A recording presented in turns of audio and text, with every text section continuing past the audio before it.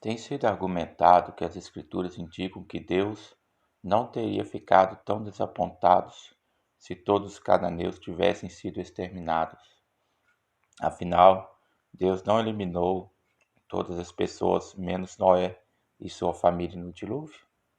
Certamente, isso também não foi hiperbólico. Ou considere Ezequiel 14, 12 a 23, uma passagem que se refere a um juiz totalmente sobre Judá por sua maldade, um juízo totalmente. Deus afirma que se 3 homens justos, Noé, Daniel e Jó, vivessem na terra perversa, ele os livraria. No entanto, ele derramaria sua ira sobre a terra, por meio da espada, da fome, dos animais selvagens e da peste, e haveria poucos sobreviventes. Anteriormente no livro, Deus prometeu que animais selvagens até matariam crianças. Isso não é metafórico. Além do mais, o argumento prossegue: a nação de Judá é tão perversa que Deus se mostra indiferente em relação ao juízo. Com isso se encaixa com o que acabamos de falar sobre a compaixão de Deus e sua disposição em se desviar do juízo para mostrar misericórdia. Como isso se encaixa? Embora as Escrituras apresentem um Deus que é justo e não hesita em punir quando é necessário, tal perspectiva deixa de visualizar o retrato mais amplo, que inclui tanto bondade quanto severidade. Embora Deus julgue um mundo desobediente, por exemplo no dilúvio, ou uma nação, muitas vezes lemos que Deus fez isso com um coração pesaroso ou aflito. Gênesis capítulo 6, 5 a 7. Não porque deseja esse resultado. Da mesma maneira, Deus emite ordens de destruí-los totalmente, com enorme aflição. Deus não somente permite certas condições por causa dos corações humanos endurecidos, Mateus 19, 8, mas também emite certas ordens complicadas por causa da dureza dos corações humanos, Marcos 10, 2 a 5, incluindo a ordem no que diz respeito aos cananeus. Stephen Williams escreve: comparada à ordem da criação, a prescrição de Moisés está inserida em um contexto concessivo e permissivo de modo geral. A ordem mosaica é dependente de uma situação em que as coisas foram extremamente corrompidas. Em um mundo caído, há coisas que tristemente são ordenadas tristemente. Essas ordens revelam mais o estado pavoroso da condição humana caída do que as glórias da natureza de Deus. Até mesmo no livro de Ezequiel em si, no qual Deus está supostamente indiferente à perversidade humana, ou não é afetado por ela, vemos outro quadro. Embora Deus esteja exasperado por causa da desobediência de seu povo, ele também está magoado por causa de seu coração adúltero. Capítulo 6, versículo 9 de Ezequiel. Mais tarde no livro, Deus pergunta de maneira suplicante: por que vocês haveriam de morrer, ó casa de Israel? Ele afirma enfaticamente: não tenho prazer em castigar o perverso. Essa não é uma descrição de indiferença. Até mesmo no final do reinado do último rei de Judá, Zedequias, Jeremias 27:3 indica que há uma oportunidade para arrepender-se, usando a mesma linguagem de Ezequiel.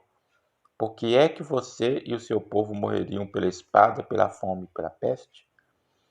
Depois da destruição de Jerusalém, lemos que Deus não aflige de boa vontade, mas de modo relutante. Lamentações 3, 31 a 33. O juízo divino não pode ser caracterizado como indiferença. O juízo não se opõe ao amor e à compaixão de Deus. Antes, brota do caráter de um Deus amoroso e que se importa. O teólogo Miroslav Volf de Yari, que experimentou os horrores da guerra na ex-Iugoslávia, Iugoslávia, né? Comenta sobre a relação entre as duas coisas. Eu costumava pensar que a ira era imprópria para Deus. Deus não é amor? O amor divino não deve estar além da ira. Deus é amor e Deus ama cada pessoa e cada criatura. É exatamente por isso que Deus se ira contra algumas delas. Minha última resistência à ideia da ira de Deus foi uma vítima da guerra na antiga Iugoslávia, a região da qual venho. De acordo com algumas estimativas, 200 mil pessoas foram mortas e mais de 3 milhões foram desalojadas. Minhas aldeias e cidades foram destruídas, meu povo bombardeado dia após dia, alguns deles brutalizados além da medida, e eu não poderia imaginar que Deus não estivesse furioso. Ou considere Ruanda, na última década do século passado, em que 800 mil pessoas foram golpeadas até a morte em 100 dias. Como Deus reagiu ao massacre?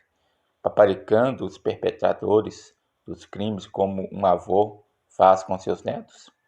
Recusando-se a condenar o banho de sangue e, em vez disso, afirmando a bondade fundamental dos criminosos? Deus não ficou intensamente furioso com eles? Embora eu costumasse me queixar da indecência da ideia da ira divina, passei a pensar que eu teria de me rebelar contra um Deus que não se irasse diante do mal do mundo. Deus não mostra ira apesar do seu amor. Deus mostra ira porque Deus é amor. Repetindo, Deus não mostra ira apesar de seu amor. Deus mostra ira porque Deus é amor. Essa leitura que eu terminei de fazer é de uma passagem no capítulo 17 do livro de Paul Copan e Matthew Flanagan. Não sei como fala, né, em inglês. Não sou bom de inglês. Deus realmente ordenou o genocídio? Como compreender a justiça de Deus? Né? Eu estou lendo isto porque é algo que me chamou a atenção. Eu gostaria de fazer uma breve reflexão juntamente com cada um de vocês neste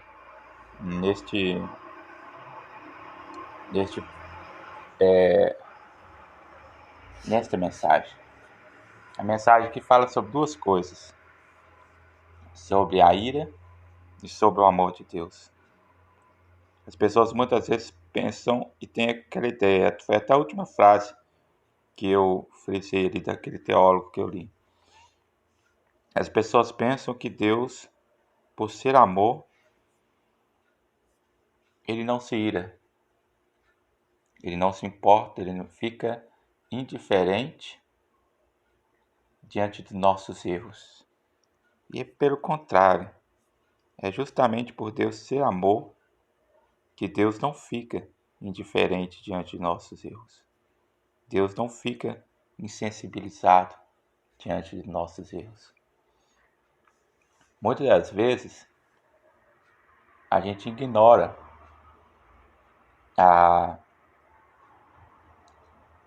aquela palavra como chama, a longanimidade de Deus, que espera que as pessoas se arrependam, que espera que as pessoas voltem atrás, né?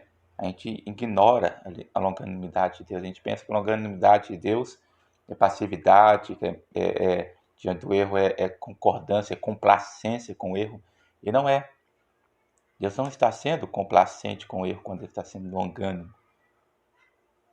Ele está sendo paciente com as pessoas para que elas se arrependam e voltem atrás.